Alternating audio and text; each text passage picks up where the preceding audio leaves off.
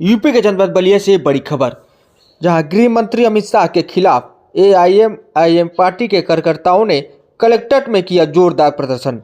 बाबा साहब डॉक्टर भीमराव अंबेडकर को लेकर गृह मंत्री अमित शाह द्वारा दिए गए विवादित बयान के विरोध में एआईएमआईएम पार्टी के पदाधिकारी एवं कार्यकर्ताओं ने कलेक्ट्रेट में जोरदार प्रदर्शन किया। पदाधिकारियों और कार्यकर्ताओं ने जिलाधिकारी द्वारा राष्ट्रपति को प्रेषित पत्र सौंपा। इस दौरान पदाधिकारियों और कार्यकर्ताओं ने गृह मंत्री के इस्तीफे की मांग की।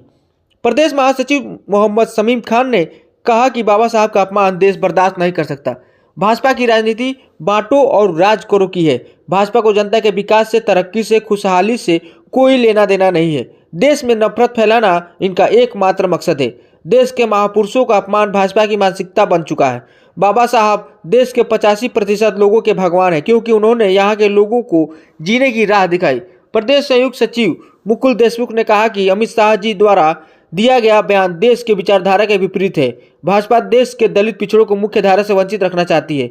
जिलाध्यक्ष राकेश कुमार गुप्ता ने कहा कि पूरी दुनिया बाबा साहब का सम्मान कर रही है, लेकिन देश के सदन में भारत के नेता उनका अपमान कर रहे हैं। मोहम्मद शमीम खान, एआईएम पार्टी का प्रदेश महासचिव, और आज हमारी पूरी टीम आज यहाँ पर जो राज्यसभा में बाबा साहब का जो अपमान हुआ उसको यह देश बर्दाश्त नहीं कर पा रहा है। हमारे नेता के आह्वान पर आज पूरे देश में और प्रदेश में उनके इस बयान के विरोध में दर्ज कराने के लिए आज हमारी पूरी पार्टी आज ज्ञापन दे रही है कि भविष्य में कोई व्यक्ति इस तरह का अपमान करने का दुस्साहस न करे। ये भाजपा सरकार की आखिर मंशा क्या है? कभी बाबा साहब भीमराव अंबेडकर पर, कभी महात्मा गांधी पर, ये हमेशा टीका टिप्पणी करते रहते हैं। क्या मंशा है? देखिए,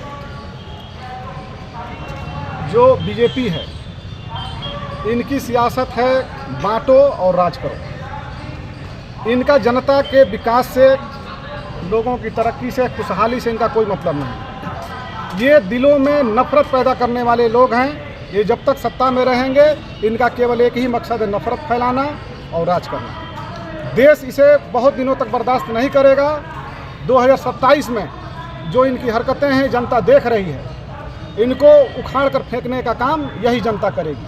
तो आज अपने पार्टी जो है पूरे प्रदेश भर में पत्र के माध्यम से जिस तरीके से इस्तीफे की मांग कर रही है, ये जो प्रक्रिया है ये कब तक आप लोग करेंगे? क्या है आप लोग की रणनीति आगे की, क्या करने वाले हैं? देखिए, हम लोगों ने देश की जनता को बताया कि बाबा साहब ने जो देश के लिए किया, आज ऐसे महापुरुषों का अपमान जो है ये भारतीय जनता पार्टी के जो बड़े नेता हैं वो कर रहे हैं। इनका मकसद समझ में नहीं आता है कि इसके पीछे इनका मकसद क्या है। कभी ये महात्मा गांधी का अपमान करते हैं, कभी ये नेहरू जी का अपमान करते हैं, कभी ये बाबा साहब का अपमान करते हैं। आखिर इसके पीछे इनका क्या मकसद है ये तो उनके बड़े नेता जाने, लेकिन देश की जनता ये देख रही है। देश की जनता ऐसे लोगों को बर्दाश्त नहीं करेगी, ऐसे लोगों को सत्ता से बाहर निकालने। अम्बेडकर जी ने 85% इस हिंदुस्तान के रहने वाले लोगों को अधिकार दिया, जीने का मार्ग दिखाया। तो अंबेडकर साहब अगर 85% देश के लोगों के भगवान नहीं हैं तो क्या हैं? वो इस देश के 85% लोगों के भगवान हैं। ये मेरा मानना है और हमारी पार्टी का मानना है। जी, क्या कहना चाहेंगे? आज आपने पत्र दिया है, इस्तीफे की मांग की, क्या कहना चाहेंगे? मतलब कि जो देश में और देश में नहीं 140 देशों ने मूर्ति बना करके अंबेडकर साहब को पूज रहे हैं और उनके संविधान को, विचारों को पालन कर रहे हैं, और हमारा देश उनके खिलाफ में आवाज़ उठा रहा है संसद में, वो भी सम्मानित व्यक्ति। इसे क्या कहेंगे कि आरएसएस के इशारों पर चल रहे हैं, कि आरएसएस के कहने पर चल रहे हैं, आरएसएस की नीतियों पर चल रहे हैं? अभी तक समझ में नहीं है पूरे देश। सर, बड़ा देश कंफ्यूजन में है कि किसको भगवान माने, भगवान श्री राम को या अम्बेडकर को? इसका जिसका काम दिख रहा है उसको भगवान माने। अच्छा। और अम्बेडकर जी का काम दिख रहा है तो उसको भगवान मानना पड़ेगा। अच्छा। जिसका काम दिख रहा है उसको भगवान मानिए। अच्छा। वही सम्मानित है। अच्छा। उनके अगर कार्यकलापों को लोग चल रहे हैं और मान रहे हैं तो किसको मानेंगे? जिसका काम दिख रहा है उसको मानिए। हम तो स्पष्ट जानते हैं जो हमारे काम में आ रहा है वही हमारे लिए गार्जियन है, भगवान है, जो ही कर्मदाता है। देशमुख साहब। मुकुल देशमुख, एआईएम पार्टी के प्रदेश सचिव। पूरे देश में इस समय जो माहौल चल रहा है, क्या कहना चाहेंगे इस पर?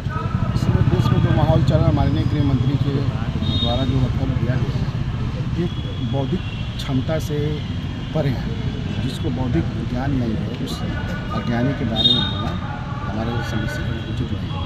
अच्छा, और आगे की आप लोगों की रणनीति क्या रहेगी? हमारी रणनीति रहेगी कि पार्टी जैसा आदेश करेगी वैसा हम लोग काम करेंगे, संगठन में काम करेंगे, अपना विस्तार करेंगे। 2027 में हम चुनाव लड़ेंगे।